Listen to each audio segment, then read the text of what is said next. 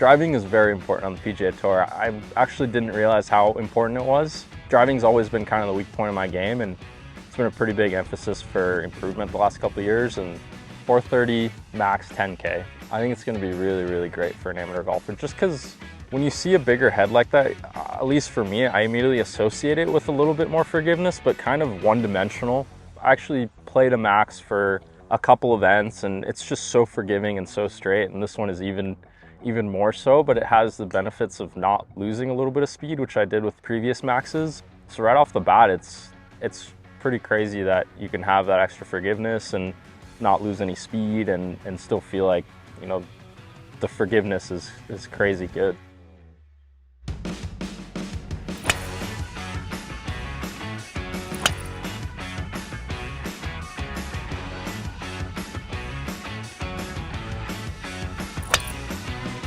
The Max 10K, when the first 3 or 4 guys hit it and they all start to like it and it's from different sets of players, that's when you kind of know you have something pretty good.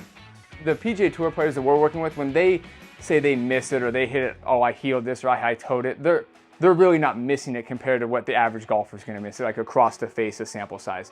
So as you expand how you're hitting across the face, that's where the average golfer is really going to see the benefit. Now, their ball speed, let's say, is 150 in the middle. It might only go down to 145 and they've hit it way off the toe. So you're gonna hit your center strike launch conditions, ball speed, launch and spin, across a very wide part of that face. So that's what that average person is really gonna see the benefit of the Max 10K. The other thing that we see is a reduction in curve. So like Sahith Theegala hit it today and he likes to hit cuts. Well, he was still able to move the ball and it still cut when he wanted it to cut, but instead of cutting 5 to 6 yards, it cut 3 to 4. And then his miss is a right miss, and that shot, instead of going 20 yards right, maybe went 15 yards right. So across the board, you're gonna see a reduction in curve across all your shots. Your draws will draw, but they'll draw a little bit less, and then your big misses are just gonna be much tighter. Hit the new G430 MAX 10K. What I was very surprised by was how forgiving it was, but also how fast it was. The ball speeds were very high. And that's something that I would expect when you have a bigger head that's more forgiving. I would expect the ball speeds to go down a little bit, but it didn't seem like this one did at all. So I think it could be a potential driver for me to play in the future.